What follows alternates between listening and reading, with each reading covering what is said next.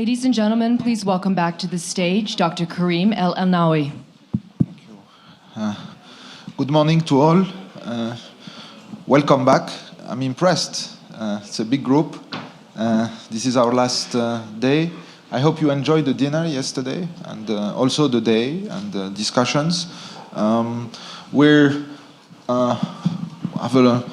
have the honor to have our Minister of Finance, Mr. Boussaid, and the Governor of Delaware, Jack Markell, that will speak to us about trade this morning.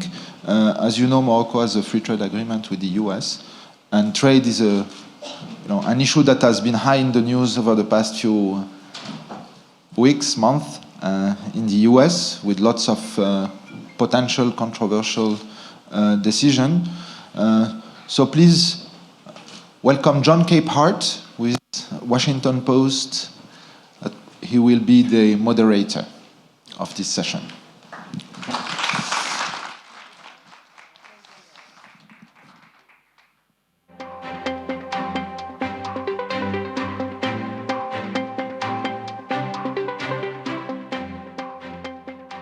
The wider Atlantic region is defined today by new actors and old forces. Governments and companies from Africa and Latin America are taking a leadership role on the world stage like never before. Technological innovation, urbanization, and population changes are transforming how people connect with markets, with governments, and with each other.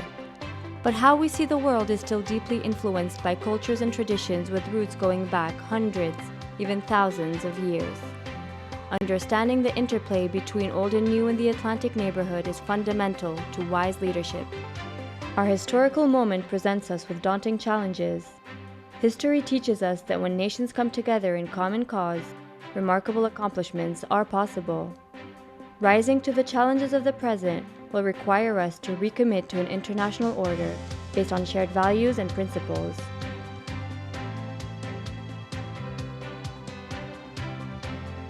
Good morning, and welcome to this opening session of the last day of the Atlantic Dialogues. I'm Jonathan Capehart of the Washington Post and an MSNBC contributor, and we only have 30 minutes, and we got to get the governor on a plane in 30 minutes. So let me introduce our panelists right away. Governor Jack Markell of the state of Delaware, and Minister of Economy and Finance Mohamed Boussaid from Morocco. Please welcome them to the stage. So, gentlemen, we meaning the United States, just came through an American presidential election where trade was on the front burner, where old agreements were going to be torn up, new agreements were going to be renegotiated, and renegotiated to the benefit of the American worker. How does that change your economic planning? And more specifically, what does that do to the trade agreement or partnership between the state of Delaware and the nation of Morocco? And I'll start with, since we are in your country, Mr. Minister, we will start with you. Thank you very much. First of all, we must be agreed that trade is driven by growth. And this year, we will have the worst growth of international trade. It will grow by 1.7%. It's the weakest growth of the international trade since 2008, since the beginning of the crisis. Most of that is the worst growth in the last 15 years if we compare the international growth by the growth of trade. So we assist on the slowing down of trade, and there are many factors of this slowdown. Some of them are structural, some of them are conjunctural. But we are convinced that we have been living in a way that for the southern countries, we believed that the open economy and globalization will give big benefits for the country, for the population, for the job creation. But now we assist that in the world there's some political orientation telling that this globalization is not good for this big country. It's not only in the United States, but also in Europe. So this conservatism is now in the opposite side of what we have believe for the last 30 or 40 years. In Morocco, we have an open economy. We already signed 50 free trade agreement with already 55 countries all over the world, 1 billion consumers. For us, is a very good opportunity. Of course, with the United States, and we will go back for the free trade agreement. And what this free trade agreement signed in 2004, how it impact the trade between United States and Morocco. So now, telling that the free trade agreements are not good for the economies, it's absolutely wrong. And if it's true, not the superpowers, I mean, not United States or Europe will tell that, but we have also in Morocco and some other countries, the public opinion said that, okay, what the benefit of this free trade agreement for us? The same logical now is showing that probably this free trade agreement have been not good for the job creation, not good for the growth. But I believe that it's just a trend of political trend. We will see which kind of acts it will follow for that. Okay. Because for a minute there, my ears perked up when I thought I heard you say free trade agreements are not good for countries, but I understand what you're saying now. Governor, from your perch, what is your perspective on the impact of the presidential election in the discussion of trade, on trade, from the state of Delaware's perspective? Well, thank you, Jonathan. I want to thank the minister for his hospitality. We at a time when there is so much negative press and so many politicians talking so negatively about trade, I think people in positions like mine have a real responsibility to humanize the benefits of the trade. And specifically, while here in Morocco, I had lunch yesterday with some of our very important customers of the Port of Wilmington. And the Moroccan, first of all, I'll tell you, if you're American, when you're in the States, please eat clementines that come from Morocco because they come through the Port of Wilmington, Delaware. But the growing relationship, literally just between the clementine producers in Morocco and the Port of Wilmington, has created 200 direct jobs, many more indirect jobs for my citizens. And I could make the same argument about so many factories and so many other employers in my state. And so at a time when there's so much negativity, my job is to make sure that folks who are making these decisions in Washington understand that they're threatening the livelihoods of real Americans. These are American jobs. And of course, there's a great benefit to our partners around the world, as there must be. But my concern is that my constituents, to whom I owe all of my allegiance, may be threatened by some of the rhetoric and by some of the steps that may be taken, ostensibly, to serve good purposes, but that could very likely have the impact of reducing employment in my state. I have another question for you. I want to cue the folks, the technical folks, to pull up the word cloud question that I want to ask and get some participation from the audience. But in this regard, is there anything that you could do as a governor, or any governor of any state in the United States can do on its own to affect trade agreements with other countries if the United States decides that it wants to pull out of all sorts of trade agreements or get bogged down in trade negotiations that end up going nowhere?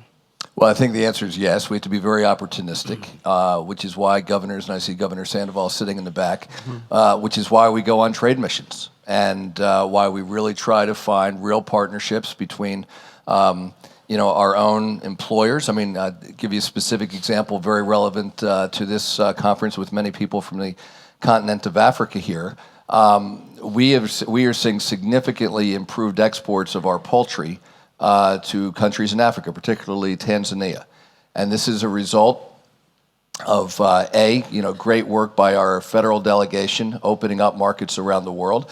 But the side of it is that as people, and this is what I think too many people in the States miss, over the next 15 or 20 years, most of the wealth that will be created around the world will not be created in our country. Now, we can either bemoan that fact or we can recognize that that's an incredible opportunity for us. And as hundreds of millions or 1 billion people around the world move from poverty to the middle class, they change their habits. And one of the things that will change is their diet. And as they move from grain, for example, to protein, I want that protein to be poultry from the state of Delaware. And so we need to do everything we can to open up those opportunities. Okay, where's that word cloud question? Good, because I could not remember it on my own. So pull out your smartphones or iPads and pull up the Spot Me app and go to the word cloud function. And the question is, one word describes transatlantic trade? What one word describes transatlantic trade?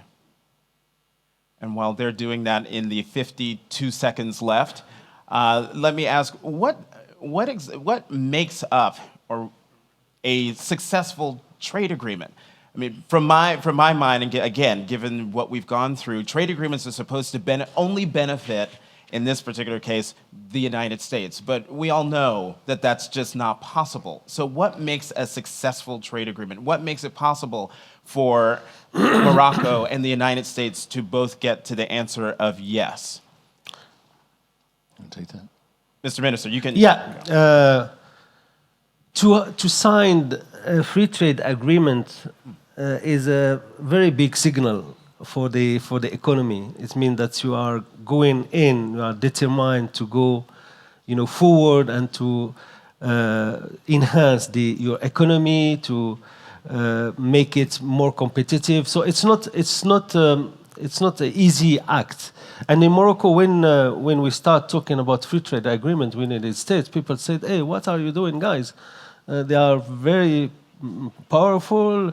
Their industry is very strong. What we can sell, what we can do, what we can trade with the United States." It was politically very courageous, but Morocco go in, and of course,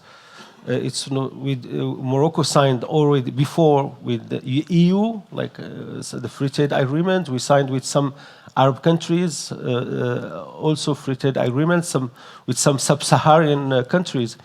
But with the United States, to make it successful, we negotiate some aspect to moderate, the impact of this agreement to some sensitive sectors like agriculture, for example. So we take time to go forward and to moderate, the negotiation and the agreement, to take into account our specificity, our context.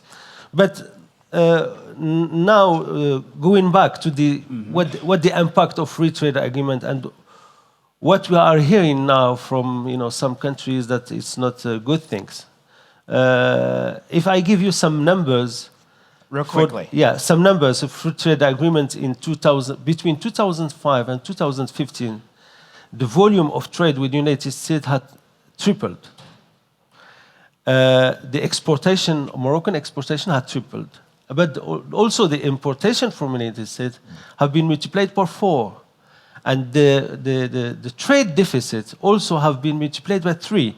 So now, if we see the balance, in the point of view, the number, not the economically view, the number, it's benefiting more for United States than for Morocco. But in the long term, we are sure that our industry, our economy will go forward. We are prospecting many other, opportunities in the United States, in the American market. Mm-hmm. So in the long term, it will be really very good things for both of us.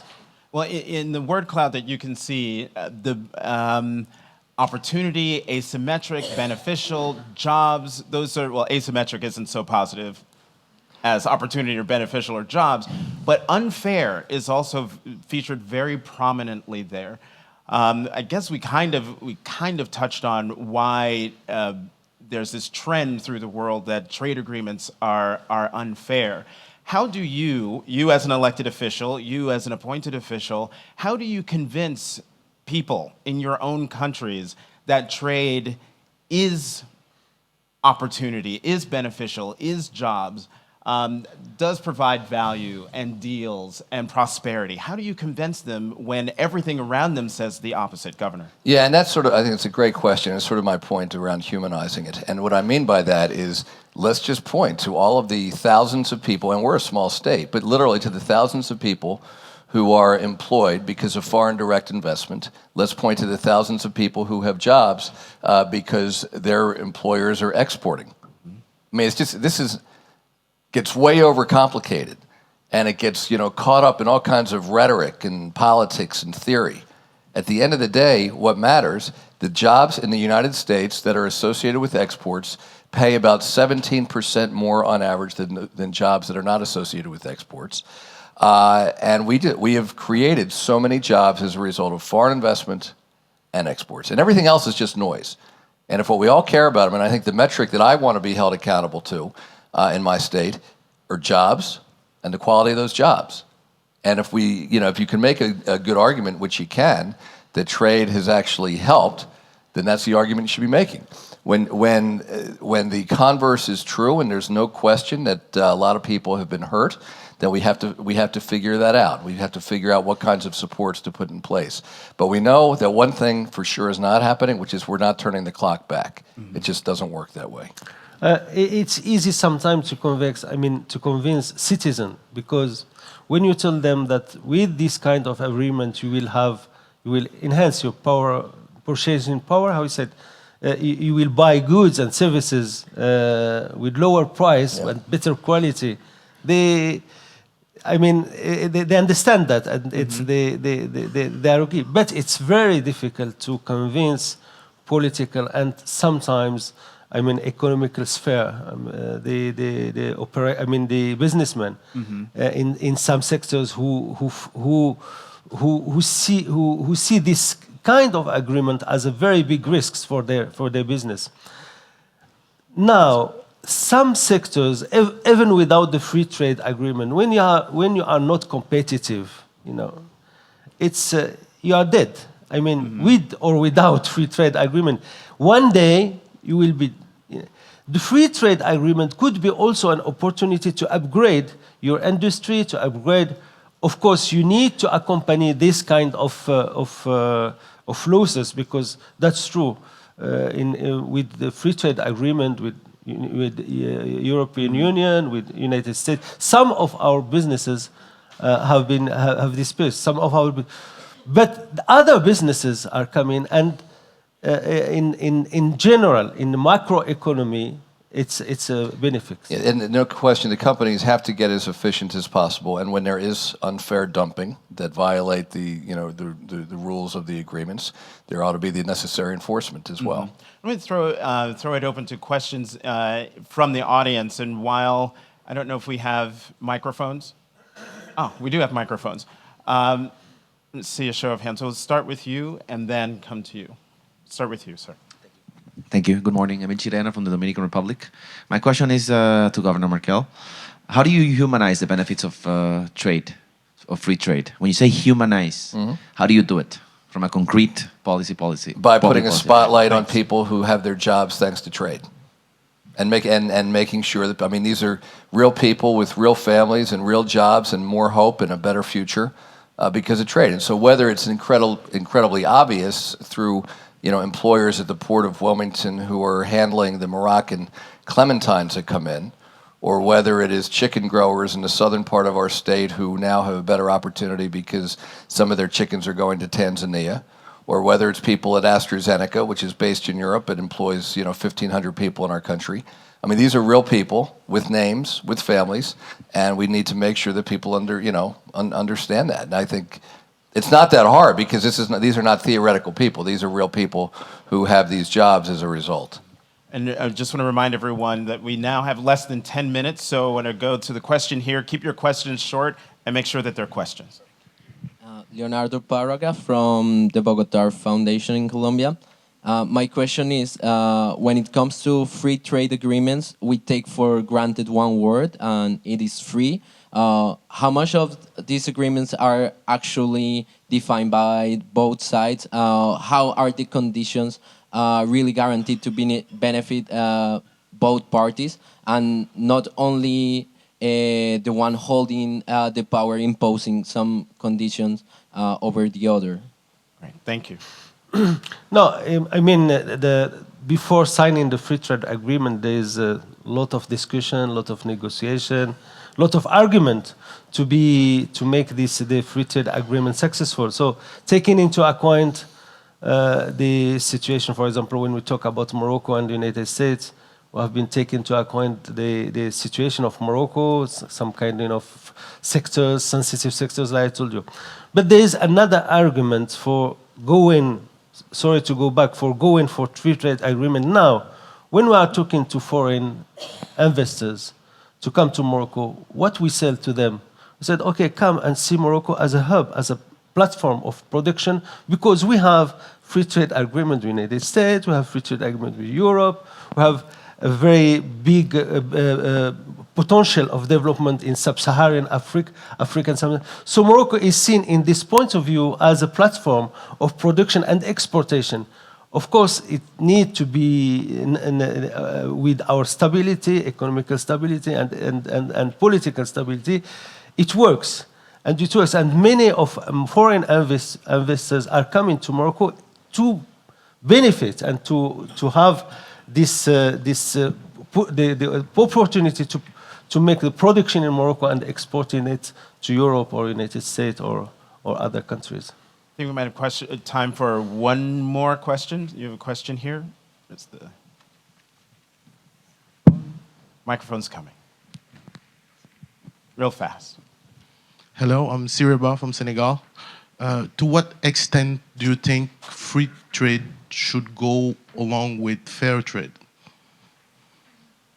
I think these are terms that get thrown around, and so it certainly needs to be fair. In the end, at the end of the day, if it's not perceived as being fair, one side or the other probably won't agree. And this is my point about whether it's the currency manipulation, whether it is the the dumping and the like. There are certain protections that states that governments have to put in, and it doesn't have to be called protectionism. But at the end of the day, for these things to survive and be sustainable, then it has to be fair. But I think these terms get thrown around, and if you're not very careful and very precise, they start to take on a meaning of their own. I want to say to the comment that the minister just made about Morocco. I mean, I think there is a lesson, frankly, for countries around the world. I mean, I think it's hard not to be very bullish and optimistic about Morocco, given its stability, given its location. It's close to Europe. It's close to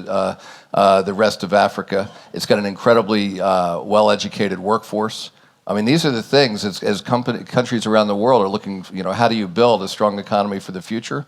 It's these things. It's workforce. It's stability. It's affordability. Infrastructure. And quality of infrastructure, quality of life. I mean, I think there's a lot of lessons there.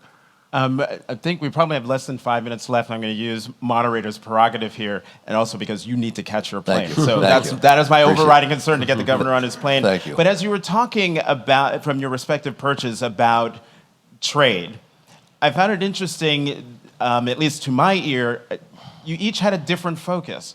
Governor, you talked more about trade from the perspective of the worker. And Minister, you talked about trade from the perspective of various economic sectors and business people who view trade in, maybe suspicious isn't the right word, but they sound, from the way you describe it, more in the way that American workers, their view of trade. Is that because your respective thoughts on this, is that because of the nature of politics in your respective countries, trade, it's all about the worker when we talk about it in the United States, and is here in Morocco, is the focus on economic sectors because they are the drivers of what trade should be in Morocco? No, both. For Morocco, it's both. I mean, the point of view of workers, operation, and also the growth and economy. Of course, for Morocco, we are not a developed country. We are on the way. We are an emerging country. So we are not in the situation of, some developed country who have, mature in terms of industrial infrastructure, etc. So we are on the way. So we need to observe and to put the economical aspects, in as a priority. But also we keep an eye on the job creation. We are a young country. We suffered, as many other countries, of unemployment, especially for young people, for educated people. So we need, but we believe that it could be also an opportunity. The free trade agreement and developing the investment could also be an opportunity for job creation, and for the viability and for the future of our economy. Governor? And I think we're largely saying the same thing. I care deeply about the economic sectors, but only because they relate to the jobs and the workers. I mean, at the end of the day, that's what matters. I mean, everything else, if we've got people working, you got people working in decent jobs, virtually everything else takes care of itself. And so that's, I think it's the right way for us to be thinking about it. I mean, what is the impact on the people that actually elect us, or the people that send us to our jobs? Governor, you are term limited. You are leaving the governorship next month. But let's say in 4 years you decide to seek a higher position from the American people, and trade is still a big issue. What's the one sentence you could say to the American voter that would make them feel better about trade than they do right now? We've shown over history that by building bridges, appropriately building bridges, we open up opportunity for our people and for people around the world. And when we build walls and shut people out, it tends to go very badly. Okay, those were 2 sentences, but articulate sentences, Governor. Minister Boussaid, what would you say to those suspicious members from the economic sector to convince them that there's nothing to worry about here? This is good for you, trade. The evaluation of our politics, as an open economy, and what we gain and what we lose, and the evaluation of our situation and our policy. Great. Governor Jack Markell of the state of Delaware. Minister Mohamed Boussaid, your English is infinitely better than you think it is, from this nation of Morocco, Kingdom of Morocco. Thank you very much. Thank you very much. Thank you. Thank you. Great to meet you. Thank you. Thanks, Jonathan. Take care. Thank you very much. Thank you. Ladies and gentlemen, please welcome Deutsche Welle Latin America broadcaster, Ms. Carolina Shimoy.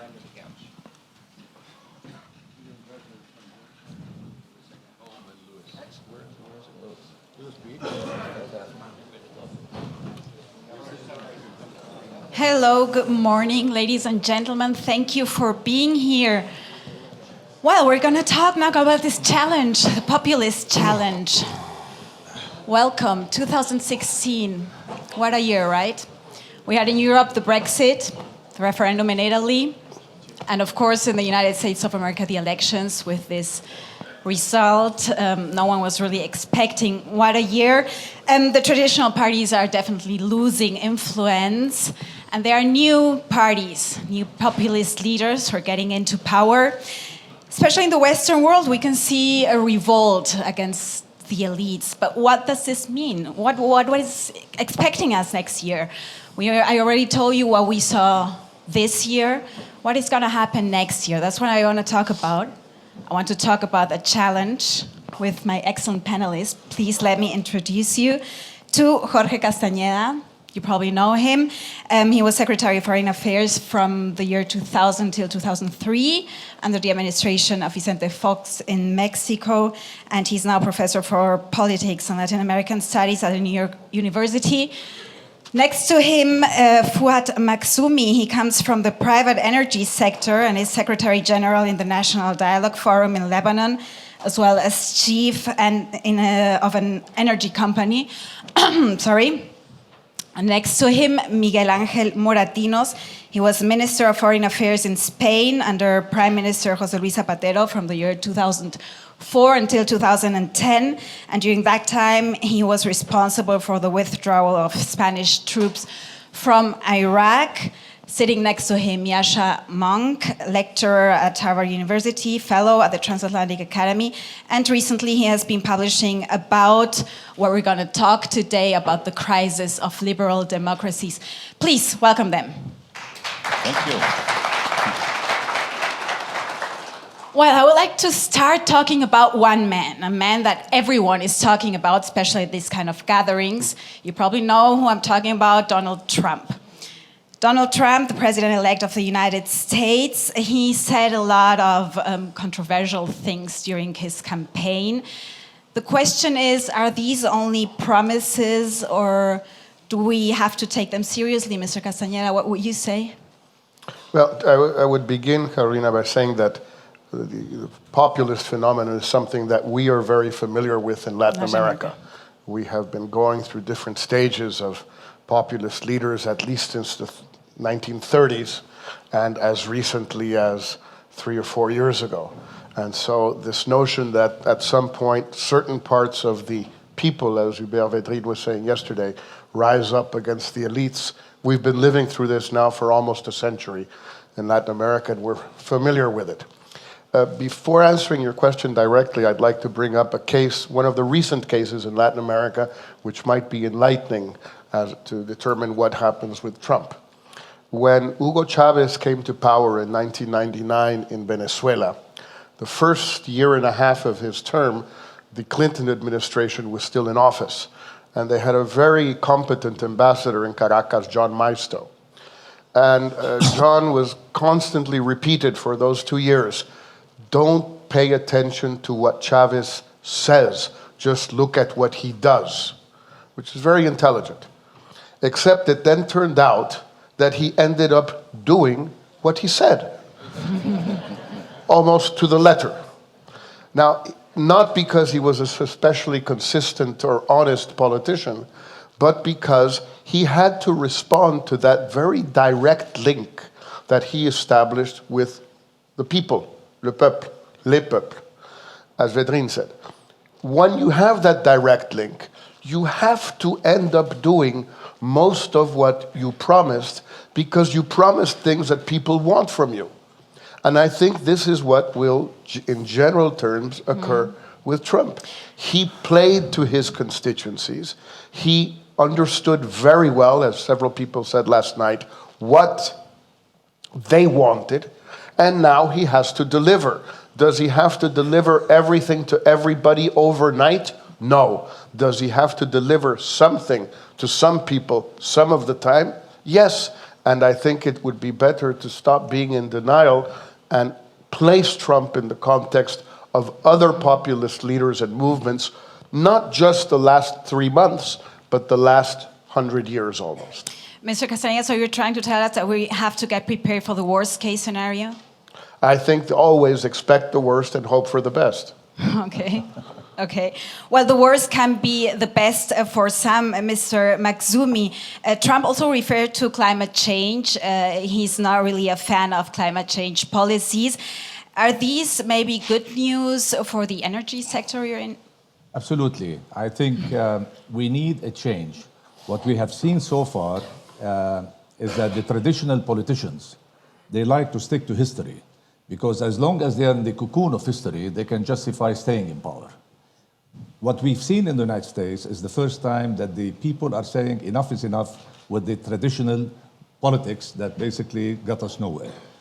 If I want to take it a little bit to the Middle East where I come from, Donald Trump, I think, will be good for us. Forget about all of these negative statements about Islam and all of this. At the end of the day, he is a transactional president, so he's going to be dealing with reality. And reality, at least we have now a president that he has declared what he wants to do, as you rightly said, and the question is up to us now to find ways to try to find common denominators with him, rather than to keep challenging him, because the past 8 years, we've been given that we love you Middle Easterns, but at the end of the day, when the time got very tough, we saw an agreement with Iran, and the other side is waiting in the dark. So I believe his statements, I agree with the minister, let's give him the chance, but it is up to us because we cannot afford to be enemies to the United States. We have to find ways to cooperate with the United States. And the sooner we can get this process started, the sooner we can all live happily and try to capitalize on what the US stands for. Cooperate with the United States in the sense of policies or business? Both, because at the end of the day, United States, they justify, they want to do business, they want to control things, but from them they will go from the door of freedom, democracy, and changes of policy. So what we need to do is that to try to find common grounds with them. Otherwise, they have the destruction power, which we don't. And at the end of the day, we have to deal with realities. And the realities is that they have one standard, all of us, we have a different standard. And the question, how we can find a way to minimize the gap in order that we find common grounds with them. The gap, is this the reason for people to vote for the populist leaders? I would like to know your answer, Mr. Monk. But before we start with that, I would like to open a word cloud, so please vote. Give me a word. Why should people vote for a populist leader? While we see these nice words growing, please, Mr. Monk, what would you say? How would you explain the success of populist leaders we're witnessing right now? Yeah, I think, but before we get to the causes of this populist rise, I think it's worth thinking for a moment about what it actually means. I think Jorge Castanera has started in a good way by saying that we need to take seriously what populists say, that in many countries where they've promised extreme things and the political class has assumed, oh, well, nothing extreme is going to happen, pretty extreme things happened. Venezuela is a great example, but there's many others, from Poland to Hungary to Russia to Turkey and beyond. And I've been struck for the last 3 days by the fact that 90% of our discussions could have taken place exactly the same way 2 or 3 years ago. And 10% of our discussion here, insofar as it was about Donald Trump, was mostly of a form of saying, let's wait to see what happens, I'm sure it'll all be fine. And I don't think that. I think that the liberal Western order is under existential threat at this point. I think that the liberal order in the United States is under existential threat at this point. And if we continue acting as though nothing were going on, we're going to see that nice little conferences like this one here in Marrakesh are going to look pretty different 5 years from now. They're going to be talking about pretty different things, but they'll be a lot less inclusive. But that the world order is going to be a lot less stable. What is missing? Which are the reasons for this crisis of liberal democracies? So what we're seeing is a big turn away of people from liberal democracy, that when you look at public opinion polls across North America and Western Europe, people have actually fallen out of love with liberal democracy in important ways.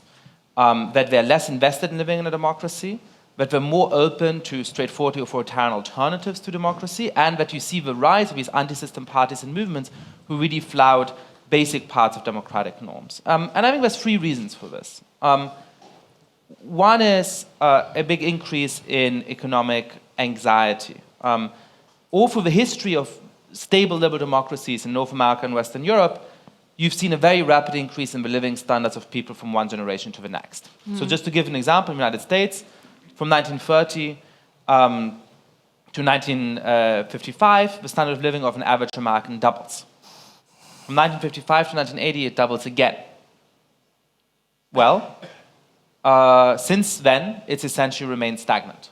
That's a very big change. We've never been in that situation before. We've never had liberal democracies be stable without that kind of increase in the standard of living. The second reason has to do with identity. And many countries, many democracies have been founded as mono-ethnic, monocultural countries, in which they thought that everybody who's part of a nation descends more or less from the same people. And now you see these nations having to change the idea of who really belongs, of who is a part of it. And that's a very difficult process. We don't know that it can be done. It's in some ways a unique historical experiment. And even in countries like the United States or Canada, that have always been countries of immigration, there has always been a clear racial hierarchy. And that's being challenged now. So people in those countries, who are part of a majority, have to start to accept that people who don't look like them, who come from very different parts of the world, are truly their equals, that the president may be black, that the boss may be Latino, and some of them don't like that. And so those are 2 very fundamental challenges.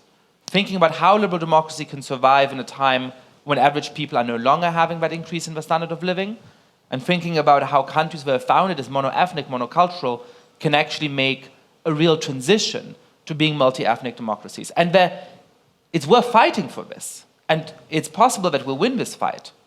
But we're now in a struggle for the survival of what these countries look like. We can also see this in the cloud: inequality, frustration, ignorance. Will you also see that as the lack of education as one of the reasons? Certainly, I think, I don't think ignorance is a very helpful term, just as it wasn't very helpful for Hillary Clinton to talk about a basket of deplorables. But I think what is true is that people have in some ways started to take democracy and democratic norms for granted. That there's a reason why young people, actually, in all of these polls, give less importance to living in a democracy than older people. So, for example, looking at the United States, when you look at people who were born in the 1930s and 1940s, over two-thirds say it's essential to me to live in a democracy, 10 out of 10. Once you get to millennials, born since 1980, less than one-third say the same. Millennials in the United States are also more open than older people to extreme alternatives to democracy like army rule. Now, why is that? I think a lot of this is that young people take the freedoms for granted, focus on the things that are bad about the system without seeing what's good in it, don't have the experience that their parents or grandparents had of fighting against fascism or communism, of being able to imagine what those alternatives are like. And so I think part of what we have to do, and part of our job as effectively members of a political elite, is to try and communicate what in our system is worth saving, what's dangerous about other systems, but also to reform our systems to make sure that people have a feeling that we're on their side again. Because if it's going to be a fight between a set of politicians who look like we're doing business as usual and they're just comfortable, they're having a lovely time in Marrakesh, and they're not really standing up for people, and when other people who look like they're on the side of ordinary people, no matter how ineffective their solutions, no matter how hateful some of their rhetoric, they're going to win every time. Well, let's get a bit more concrete. Mr. Moratinos, you're a member of the PSOE, the Socialist Party in Spain, and also in Spain you can see a rise of populist movements. What is your party concretely doing to get closer to the concerns of people in Spain? Well, I think if we look at the screen, we can find, for me, the two main concepts that produce and feed up, populism. Number one, inequality.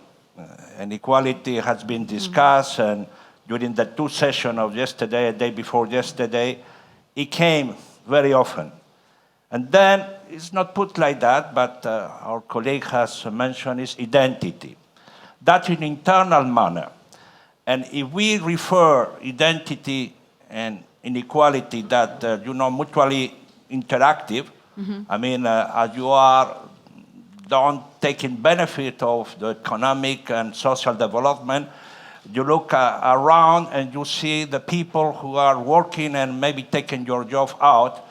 So you go to the international affairs, and then you see the consequences of globalization, this inhumane globalization, and then emigration. So the four elements in internal space is equality and identity, and then globalization and emigration.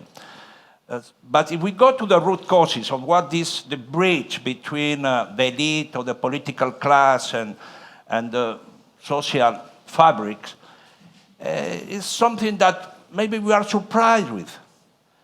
But we should not be so much surprised. They are the consequences of the lack of politics. We have a Fuad. We will have a good discussion today, and we are trying to manage the world. Globalization, we have to be efficient. We have to be a startup. We have to produce more goods. We have to grow. But there is no political guidance in order to really feed, the brains, the mentality of the people with some direction. So the people, as we are creating a society that we need consumers, we are not building citizens. We want people to consume, and you consume everything, even the political leaders. You consume, they present you a new list, and you consume it, because what you have been trying is not good. And you have lost, after the Berlin Wall, there is no ideological struggle. There is no ideological fight for ideas. So political parties, as Jorge has said, and others, has been, absolutely out of the box, out of the analysis. Social Democrats, for instance, we should have been the one to really be the star. After the fall of Berlin Wall, well, the end of history, market economy, neoliberalism. Okay, then Lehman Brothers, the collapse of capitalism. So in the middle, social democracy should be the one to answer. But what kind of answers? I mean, what concrete, what will you do? Talk to the citizens? The kind of answer is dialogue? just to have a political narrative that is adapting to the new technology, the new ways of production, and to make the people participate. Not the old politics party are not prepared for the new world. Economic decisions are taken in a second, and political decisions take 2 months or 3 months through different procedures. And as our friends say, the democratic representative system is totally at the last chapter of its history. We have to renew it, and we have to think about how we enhance our democratic system. Mr. Castañeda, we already agreed on the root causes of this populism. What would you see as a solution for that? Well, I don't know if it's a solution, but I think that many of these movements, as I said, going back to 100 years in Latin America and very recently in the rest of the world, tend to have been predictable and actually were predicted. Why? Because in a series of cases you had untenable situations, and those untenable situations lead to crises. So if you don't do something about an untenable situation, you will have that crisis. And I'll give you 2 examples, again, one in Venezuela and one in the United States. In the case of Venezuela, the levels of corruption of the so-called Punto Fijo Pact between 1959 and 1999 were just incredible, even by Latin American standards. I mean, we in Mexico, we know about corruption. We generally, in the Olympic Games of corruption, we get bronze medal, silver medal, many of the times gold medals. We are really... But what the Venezuelans did during those 40 years is something absolutely incredible. Well, when you have that, you are going to have a reaction. And you had the reaction, which was Hugo Chavez. In the United States, many of us have been saying, one, the immigration situation from the year 1995 onward, at least through 2012 or 13, was becoming overwhelming. Today, there are more foreign-born people, many Mexicans, of course, in the United States than any time since 1913. That's 1 century. A large number of them are in places where Americans have never seen a Mexican. Mexicans are strange to them. They eat strange foods. They have a strange religion. Mexicans play with a round ball, okay? Americans in Ohio play with a long ball, okay?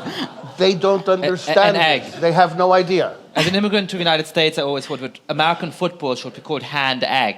Right. It's not played by feet or football, but anyway. It's both. So it's ridiculous. It's not handball, it's not football, it's both. So the Americans, they look at this, who are these guys?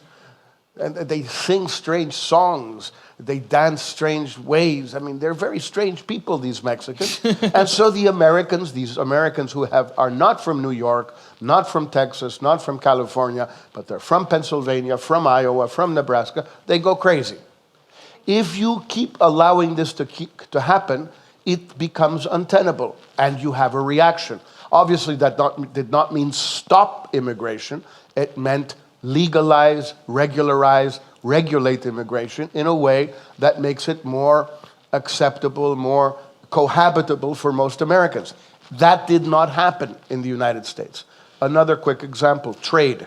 But you also have, you also have Latinos voting for Donald Trump. I mean, well, immigrants looking of course, weird to other those are the immigrants. Latinos, Carolina, who are Mexican American, largely, second or third or fourth generation. And they say, look, these new guys are also going to take away some of the privileges I have, because I have been here for 50, 60 years. But just a final, very quick example on trade, because it's something we've been talking about here. People have been saying in the United States, intelligent, sophisticated economists, politicians, since 94, more or less, with NAFTA, and then with China entering WTO. If you do not mitigate the impact of globalization on what last night someone called the white working class, which, by the way, can also be the Latino and black working class.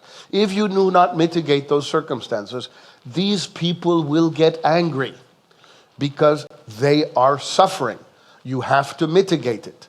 You have to mitigate it with education, professional training, unemployment insurance at higher levels, a lot of things which the Americans did not do over the past 20 years. So now what do you have?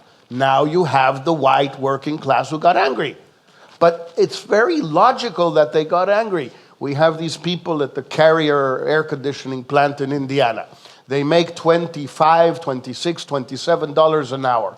They fire them. They lay them off. They take the jobs to Mexico. And what happens with them? They can get a new job as a nurse making $14 an hour. So you imagine, Carolina, if tomorrow Deutsche Welle says, Carolina, you're doing a wonderful job. We're going to pay you half of what you make. But you're going to applaud? Of course No. not. Mr. Moratinos, is this what is happening in Europe? Absolutely. Well, yesterday news is one of the examples how we can support populism with the Greece situation. A country with difficulties, has not been very much on the line of the criteria and the responsibility of the financial effort of everybody. But once they agree, this so-called elite, this so-called bureaucrat, this so-called Brussels, decide that, the prime minister cannot give and increase the pension of poor people or give some more support to the islands that are, receiving the effort of refugees. So how can in Greece people will react with this austerity policy? What has happened in Spain, the case of Podemos, it was because the austerity policy. I mean, we all are very happy to have economic reform. Okay, we have to streamline our budget. Okay, we have to take care of the welfare state. Okay, but we should be able to decide by the people who are the sacrifices that we have to do. And that's, I think, what the Europeans yesterday, we have a interesting panel about Europe, and then democratization. Yes, people have to be much more involved, but in not only in the political institution, but in the economic decision. Who are this troika? Who are, the people who decide that they have to be investing in social affairs and cutting, the health system? No, that have to be discussed. Maybe at the end, everybody agree that we have to make an effort in education system, but at least people have to take part. Why we have to reduce 0.3 point of deficit? Mr. There Mann, has been no control of the economic decision taken by Brussels. And so that is what is creating in Spain, Podemos, in Greece was, Tsipras movement, and in the rest of the world, because people don't feel that they can't go ahead. So I agree with everything you said until that last thing in the rest of the world, which is to say that I think that austerity in the south of Europe especially has been a problem, and that as somebody who grew up in Germany, I think one of the greatest failings of the current German government and of Angela Merkel, who in other ways is now being stylized as the new leader of a free world, has been to actually accelerate the rise of these populists in southern Europe through an austerity policy that doesn't really work. But I think it's too easy to say, oh, it's austerity politics that leads to this populist rise. If we didn't have austerity politics, everything would be fine. Because look around at some of the countries that haven't had strong austerity policies. And some of the countries where the economy has actually been doing pretty well since the crisis. But look there at is a Sweden. gap. Look at There is- Germany. Look at the United States, which had a But huge United stimulus States- after 2008. So in these countries, you still have a rise of populists. So it's too easy to say, you know what, it was the austerity policy of the euro that leads to the rise of populism. The austerity policy in the euro leads the populism in Southern Europe to take the particular form it did with Syriza and Podemos and Cinque Stelle in Italy, rather than something like the United States. But when you look around, even countries that didn't have austerity policies have had these problems. So I'm very, very wary in general of explanations. In whichever country I go to, people in that country give me an explanation that works for that country. People in Spain say, oh, it's the euro and austerity policy. People in the United States say, oh, it's hyper-partisanship and the fact that the parties are so far apart from each other. People in Germany say, oh, it's because Angela Merkel is such a centrist and there's no distinction between the parties. In each country, you get very different causal stories, and it doesn't work. We have to figure out why it is that this populist moment has happened in the United States and in Spain and in Sweden and in Germany and in Poland and in Hungary and in Turkey and in India. They're very, very different countries that are going through surprisingly similar developments. So we have to look for causes that are common to all of those countries. We're talking about populism in a very negative way. But Mr. Makhzoumi, do you see it that way? You met a few weeks ago, you were telling me backstage, Mr. Putin and also Mr. François Fillon. Why didn't you meet Mrs. Marie Le Pen, for example? Well, the opportunity didn't come up, but we'll wait till after the elections. I would like to address, I mean, it's nice to hear everything about Europe and the United States, but the main problems nowadays is the Middle East. That's where we have the problems. That's where the terrorism is there. Middle East today, or the MENA region, is 350 million people. The total GDP is 1.5 trillion. It means the average income per capita is $3,500. We are 40% exporter of the world energy, yet the income per capita is $3,500. With the media around, everybody in the Middle East has a phone. So basically information is available like 24 hours. When they see that we are exporting 40% of our energy and their standard of living is very bad, and when there was an attempt in the past to revolt, the issue of stability, as they call it, stability of the region, came up. People are saying enough is enough. We, since most of our countries in the Middle East were given its independence after 1940, over the last 70 years, income per capita over these years went down. Most of the people are under the poverty line in the Middle East. And the question is that we wonder, in the Western world, why do we have extremists coming up there? The latest study by the UNHCR, it says 28% of the people are between the age of 15 and 28, 60% are under the age of 30. If you look at, until now, most of the involvement into political life, into public life, we barely have 22% of the people that actually go and vote. What does that mean? It means the young people are saying we are not connected to this establishment, to these countries. We don't believe we are partners in this, and we want the change. Unfortunately, the leaders in the Arab world, they only talk about history so that they can maintain the status quo and stay in power. What we need at this stage is to really engage the civil society. Because if these people are not given a chance, there is the alternative, which is fundamentalism movement and the Daesh movement, whereby they're telling them, you've tried it for 70 years, you failed, let me give you the alternative, and unfortunately, that's where religions come in. So what we need to do is to really start thinking very seriously. The issue of immigration that we have been hearing for the last 2 days, it's not something that can go away if you pay money. Africa was half the population of Europe in 1950. By 2050, it will be 3 times. So the question is that, with no economical development, no prosperous life, no way that they can live, where do you expect them to go? So this is something that we cannot just ignore. We need to deal with it because otherwise we're all paying the price for it. To refer to the citizens, what is the role of media, Mr. Monk? Do media have are responsible also for the success of the populists, or what would you say? To figure out what the role of the media is, we have to understand what the nature of the attack on truth norms in our society is. There's been a lot of talk about that in the last months. The post-truth politics, post-factual politics in Germany, even post-faktisch end up being the word of the year, whatever that means. And I think the concepts we have for it are actually insufficient. They're too naive. So two of the concepts that have been used over the last years, one by Stephen Colbert, the TV comedian, who was talking about truthiness, things that may not be true, but they feel true. That's a helpful way of thinking about it, but I don't think it goes quite that far. The other term is a very technical term introduced by the Princeton philosopher Harry Frankfurt, who, in a bestseller on bullshit, defines bullshit as saying things when you're indifferent to the truth. You don't care about whether it's true or not. I think both of these actually step too short. When you look at what something like Vladimir Putin does in Russia, or for that matter, what somebody like Donald Trump may try to do and start to do over the next years, it's not just being indifferent to the truth. It's not just saying things because they feel true. It's actually trying to undermine our ability to transact politics on the basis of the truth at all.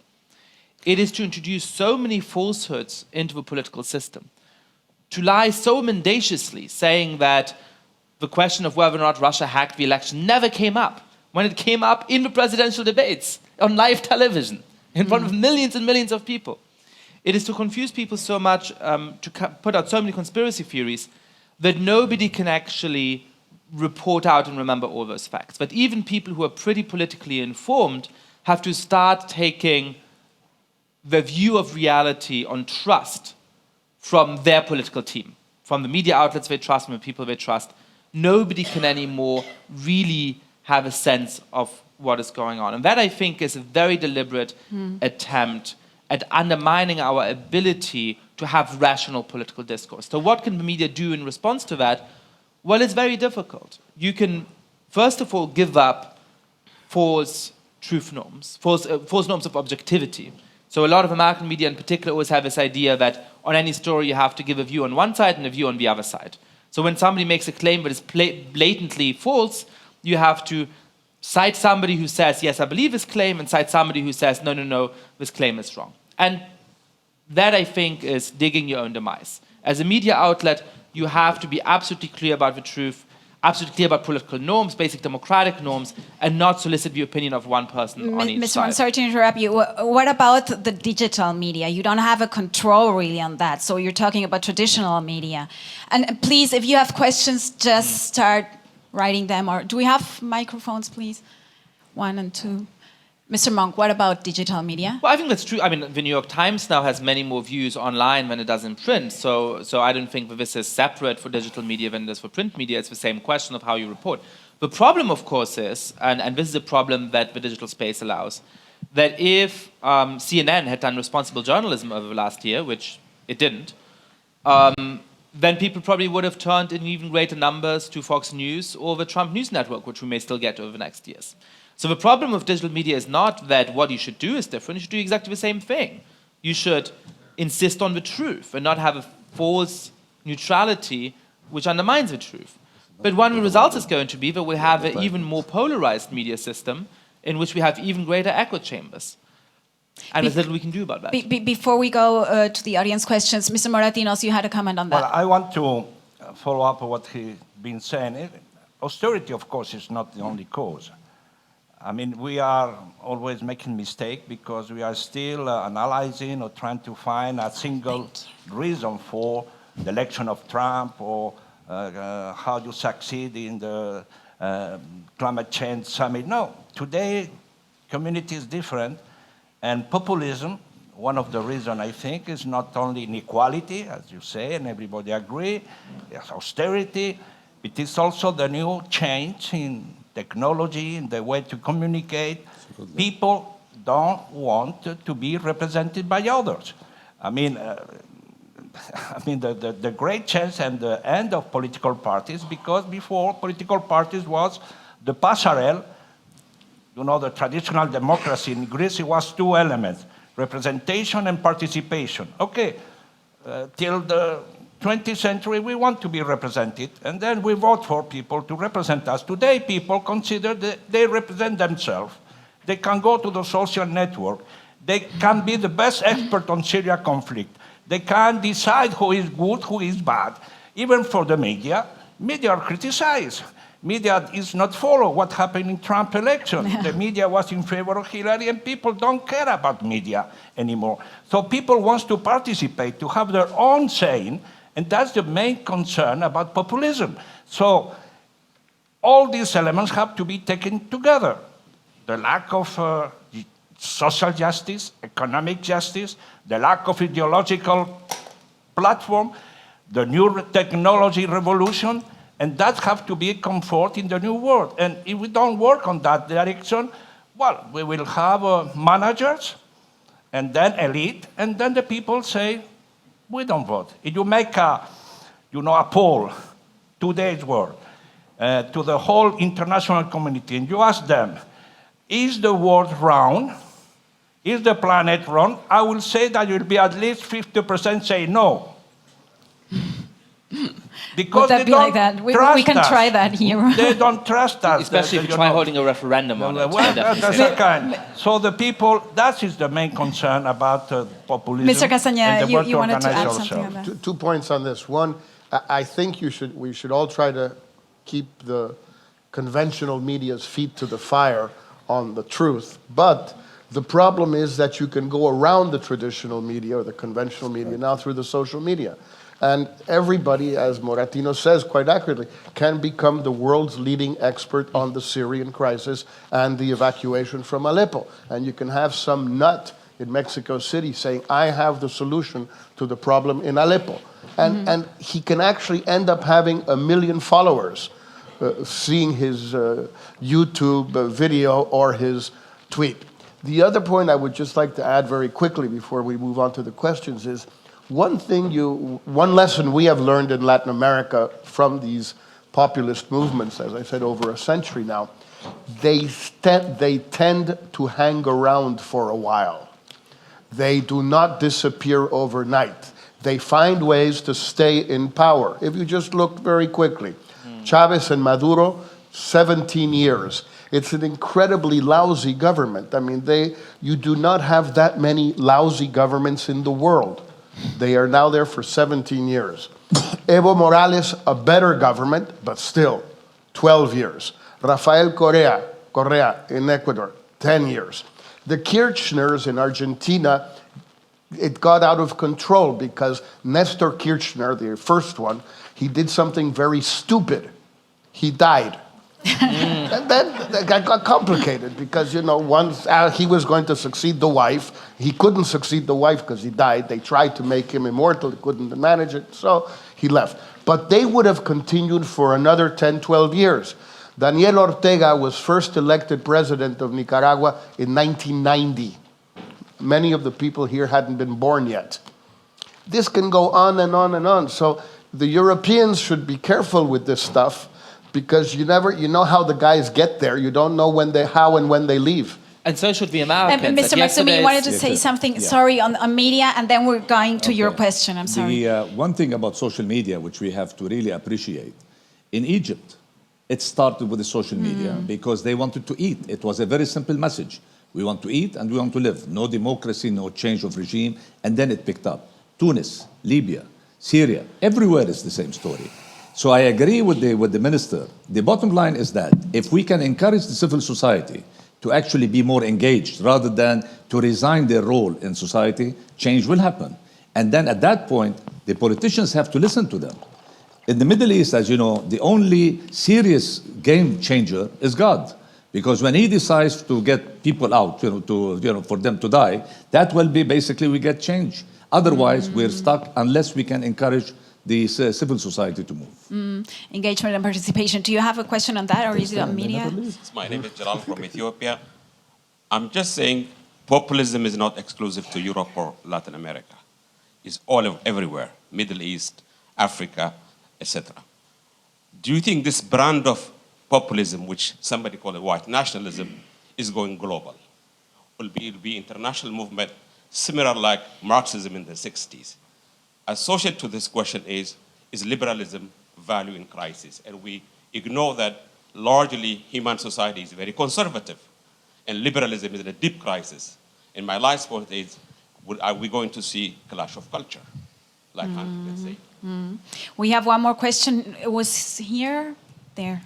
Do you have a microphone? Just a question about the responsibility of the elites.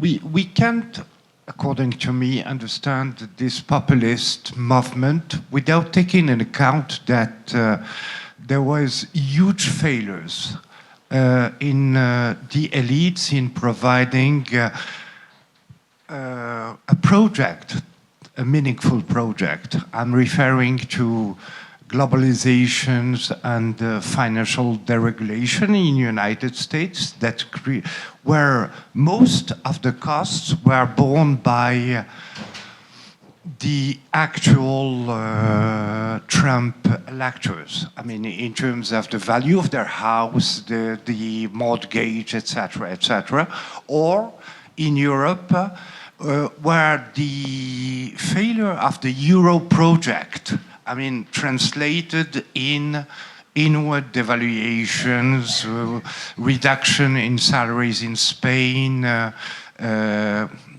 and many other negative things that comes from a poor decision that has been supported by the elites. And therefore, do you think that create the kind of seeds for the current situation? Who wants to address to that question? Mr. Castañeda, please. The previous one on the clash of question conscience. of liberal values. I think there's a very serious problem awaiting us with Trump if he does some of the things he says on issues such as nativism, nationalism, protectionism, a direct onslaught against international organizations like the UN, the IMF, the World Bank, etc. Which is that, unfortunately, I don't like this, but that's the way it is. If the United States does not take a leading role with all its hypocrisy and all its history in being the main standard bearer of these values, they will be weakened in the world because the Europeans don't seem to be able to do it. And obviously the Chinese are not going to do it, the Russians are not going to do it, the Latin Americans are not going to do it, so who the hell is going to do it? Without the Americans, I insist, despite all their hypocrisy and the fact that I don't like that things should be this way, without the Americans, who the hell is going to stand up against racism, against anti-Semitism, against anti-misogyny in general, and homophobia? Who's going to do it? That's a great place. Yeah, good for you. We have some Canadians. Absolutely. Will you subscribe that, Mr. Monk? I'm very skeptical that either Canada or Germany can replace the United States, sadly, nice as those places are. The question was whether or not these are global movements. Look, 2 or 3 years ago, I was starting to study the crisis of liberal democracy and the rise of populism, and I was very worried at a time when many people were not. But I thought, there's one good thing, which is that there's not really a coherent systemic alternative. Countries are not going to start emulating China because it's too much of an ideological mess. It works pretty well in practice, but in theory it doesn't. So it's difficult to import. We're not going to start to copy Iran, not outside of the Muslim world, certainly. You're not going to have theocracies in those countries. And so, Singapore is a nice example. It's a small city-state. So perhaps we're safe. I think now there is a very clear and sadly an increasingly coherent ideological alternative to liberal democracy. It's called illiberal democracy. It has electoral institutions. It has the claim by leaders that they stand for the people, but it's deeply illiberal in 2 ways. A, it draws its energy from marginalizing, attacking, treating badly ethnic and religious minorities. And 2, it claims that I alone stand for the real people. I am your voice, Donald Trump says, and everybody who doesn't agree with me is not a real part of the people. They're not real Americans. You see exactly the same thing in other countries. Today, this morning, I was reading a New York Times article where a pro-government protester was saying, opposition polls, they claim that we're threatening their rights. We're not. They're not even real polls. It's exactly that same idea. And it's striking to what extent that nationalist energy behind that populism, because populism and ethno-nationalism always go together, are very similar in places that are very dissimilar. So when you think of India, a country which is deeply shaped by Hinduism, you think of Turkey, a country that is deeply shaped by Islam, you think of Russia, a country that is deeply shaped by Orthodox Christianity, you think of Poland, a country that is Sorry, deeply please, shaped no more by examples. Catholicism. We're running out of time. They're very, very similar movements. They have this populist energy and they're ethno-nationalist in that sense. And so I think the illiberal international is the real danger over the next years. Mr. Moratinos, I want to clash of answer cultures. the question of our friend Yeah. from the audience. Why the elite of the European failed to give the right answer to their people and to create this populism phenomena? I think there are two combined elements. The first, I'm insisting, inequality, austerity. You can hide it, you can ignore it, but that is the core issue.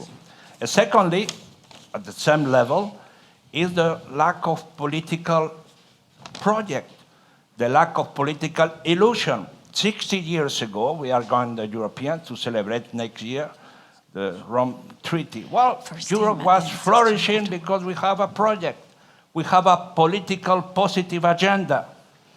Now there is no political positive agenda. Leaders, they are honest and they say, my dear, you are going to have 4, 5, 10 years, even we are on decline. Yesterday panel was that we are on decline. Well, that the people say, well, and that is total disaster. A political man, from my point of view, have to say the truth. But saying the truth have to show the way to get out of the crisis and to engage the people in a positive agenda. And our political leaders, with all my respect today, they only are crisis management. We are, well, at the defensive. If you lose the idealistic political agenda, you are lost. If you are always defending yourself because you don't want, you have no project, you have not the capacity to engage with the people. Even asking them to be, economically speaking, austerious, they have to really make, to strengthen the belt, but you have a road. And so what needs European Union now is a political positive agenda, and can be done if we start to work. But if we are always playing with that's a very positive point of view. So that is my point and my answer. Thank you, Mr. Martinez. We have 2 more questions here, please. Good morning. I have an unthinkable, I have an unimaginable for your consideration. Is it possible that we are overemphasizing, over-magnifying populism, and that we're actually not as populist as we think? And I'd like to just give 2 vignettes. In the United States, Barack Obama's approval rating is one of the highest as he leaves office. President-elect Trump did not win the popular election, and his election margin was actually very, very small, less than 100,000 votes in 3 electoral states. The same response with Brexit, slimmest of margins. And so I guess the question that I have for my distinguished fellow panelists, as I am a member of this panel, as I'm a populist, is, are we over-magnifying it through social media? Are we making these gross generalizations without concrete data? And speaking as if there's a new world when half the world is still the old world, so to speak. And so does that then create a new opportunity where we can absolutely reshape this narrative and galvanize that 50% that wasn't with these populists, who actually may be quite smaller. These coalitions of populists are actually small, and sometimes people who identify with the populists are just disagreeing with the mainstream candidate. They themselves do not identify as populists. Thank you. Very long-winded question, but I'd like quick responses for very difficult questions. Okay, thank you. The next question, please, and then we go over to the panelists. Populism in the last couple of years, it has a rise as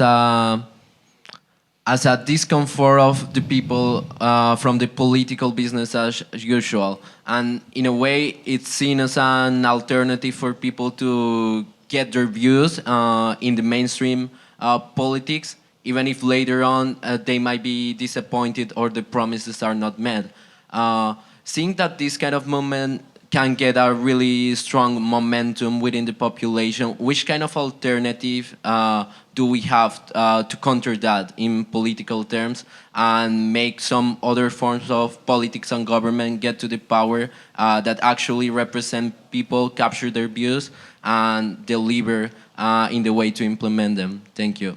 Okay, so solutions, that was one of the questions, the second one, and the first one was an opportunity maybe for this new world order. Who wants to address these questions, Mr. Castañeda?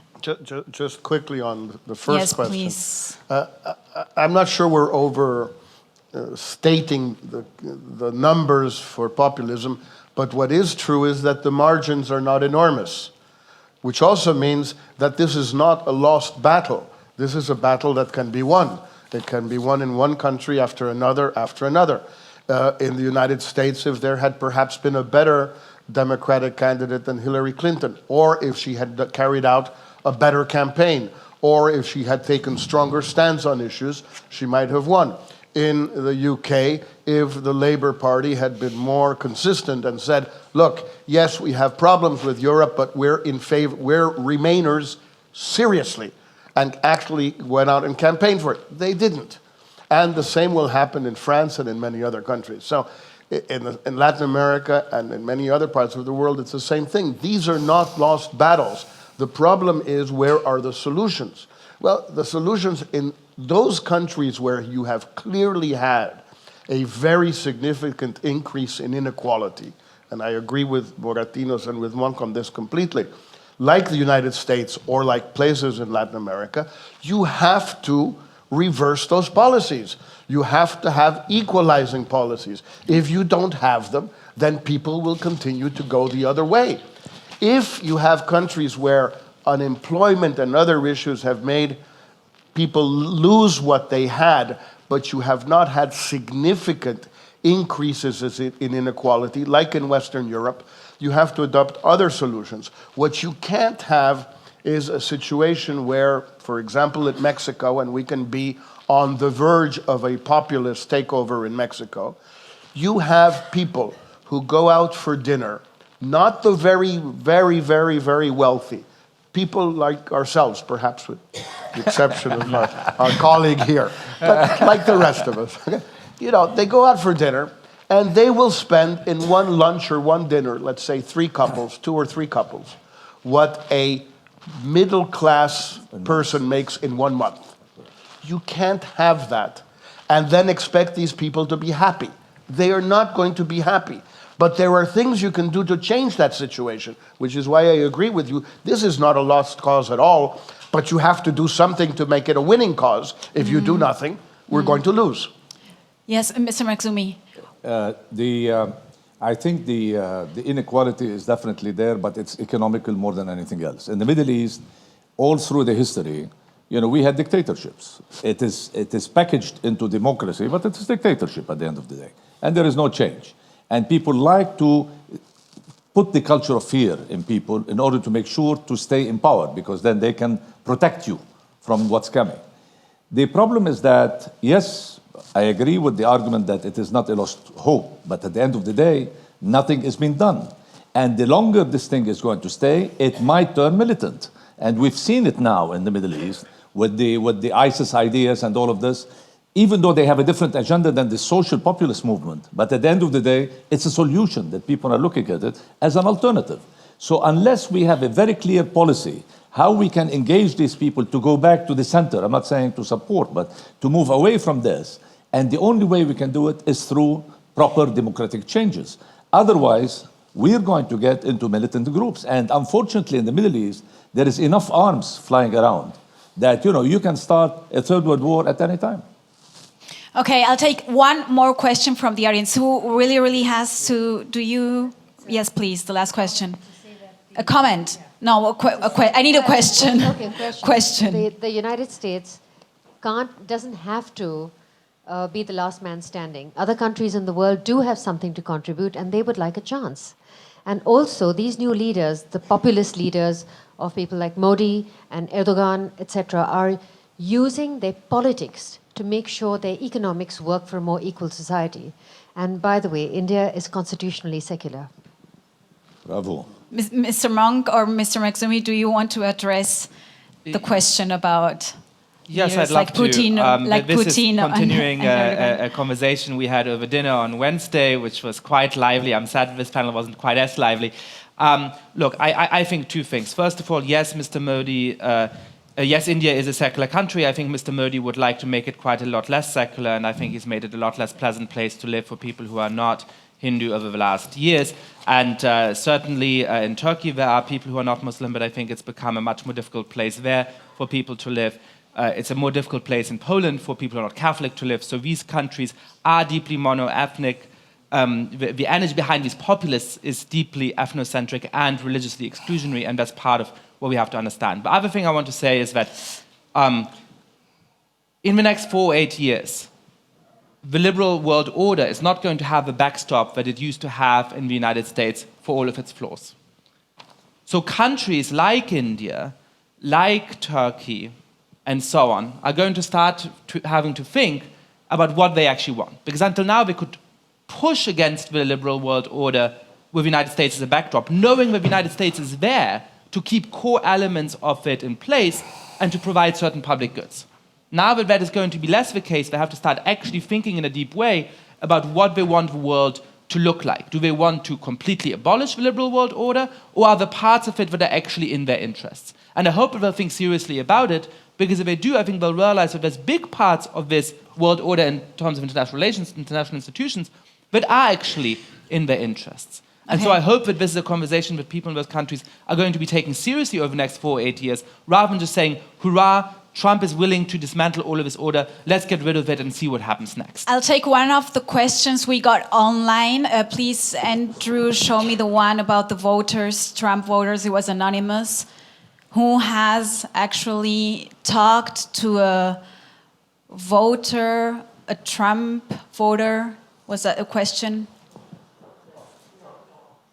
Trump voter, right? Who of the panelists have talked to one of the voters, a Trump voter or a populist voter? Do you? Well, let's talk. Well, Just- Trump voters, unfortunately, You have to although talk to them. none of my students at NYU voted for Trump. New York's a strange place. It's really an island, and the rest totally separate from the United States. But I have a lot of friends in New York, actually, who did vote for Trump. Okay. And they're rational, perfectly intelligent, well-informed people who are fed up with a system that they don't like. And they're willing to take the risk of, breaking the piñata and see what falls, because they're so fed up with the situation. There it is. In Latin America, I had the chance over the years to speak several times, not lengthy, but 15, 20 minutes each time, 10 or 15 times, with Hugo Chavez. And it is very disconcerting. Yes, I know a lot of Venezuelans who are fans of his. 60, 70% of the people in Venezuela voted for him at the beginning. And it's very confusing, very disconcerting, but they have a point. You can't say they don't have a point. Just in response to what the friend said, yes, but if somebody doesn't replace the United States, we have a problem. Unfortunately, as much as I have a great deal of affection for Canada and indirectly for India, I don't see that happening. It's not because you're different that you have something to say. I don't see the song that the Canadians or the Indians or the Turks sing.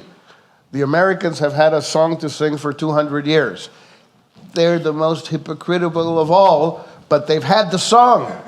You can't be hypocritical if you don't even have a song. And the other guys have no song. So populist voters do have a point.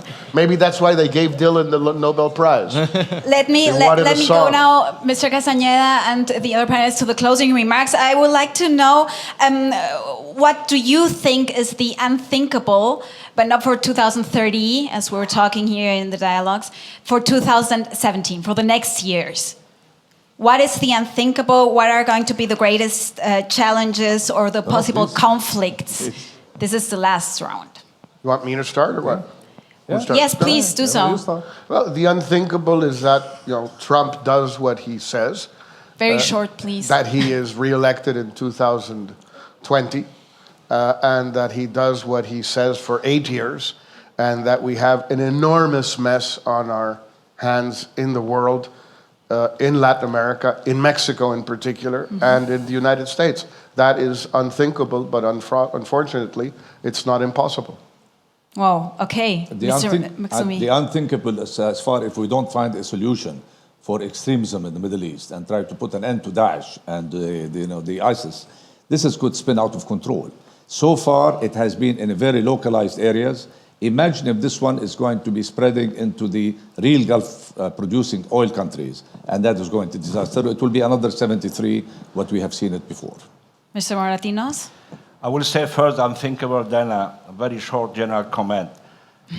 The unthinkable and a positive one is to have a real credible UN that could gather the reform and then bring peace to the whole world and ESDG agenda. That is unthinkable that we will think about that. But general comment that this conference was on the change of mind. Well, we are in 2016, the world have changed. And unfortunately, we don't want to realize that we have to be adaptive to the new world. So some analysts have even said that Trump's election, it has not been a Republican, it has been a change of regime. I remember that US was always concerned about regime change, but regime change maybe has happened in the United States. It's the first start that we have to take into account. I'm not saying that, but I'm saying that we, the government, the political government, have to be totally changed. We have to introduce, like the French Revolution, it was bourgeoisie has entered in the system. We have to enter with civil society, with the private sector, with media, but with a responsible way. We have to prepare to new democratic system that have to be built in order to prepare the future of our ourselves. A really big challenge, Mr. Mong. I think the unthinkable is happening, which is that we now have to fight for the survival of liberal democracy in the United States and around the world. We're going to spend, I think, the next 30 or 40 years in that battle. I don't think it's just about Donald Trump. I don't think it's just about the next 4 years. This is a movement, this is an energy that is going to be with our politics for a long time. The unthinkable is that we will lose it, that we're simply fighting windmills, to quote a Spanish author, that we are basically on the losing end of history here. I know that for myself that I'm happy to fight the fight no matter the outcome, that this is something to which I'm committed, and if it happens that we are history's tragic heroes who are fighting for the survival of certain values which cannot be saved in the world, then so be it. But I also agree that we can win this fight, and that if we change how we govern, if we make clear what values are at stake, and if we're courageous, then we can create a better world. But the stakes are now much, much higher than we realized a couple of years ago. Fighting against windmills. I hope we all are prepared for that for the next years. Thank you so much for this conversation. Thank you for participating. And let me introduce Nick Going, who is going to moderate this last session. Nick. I'm not going to moderate anything before everyone leaves. This is just 2 minutes to remind you of what we're going to do at the end. What is the state of your mental map 48 hours on? Thank you. We want to see the final session not as a closing session, but as a takeoff session. And what I'm going to say is now about how there's been a certain generation on the panel, or on all the panels in the last 48 hours. There's going to be the next generation, the emerging leaders, many of you, 4 of them who've elected them, they've been elected by the other emerging leaders, will be up here on the platform. But we also want to have a brainstorming. Those unthinkables we've just been hearing about, the unthinkable of what might happen next and what is going to happen next. If you arrived feeling relatively optimistic, you might at least feel a little more realistic. So please stick around for the 1 o'clock session. Don't head off to the Medina and delay your trip to pick up your flight just a little bit to make sure you're still here. It's coffee time.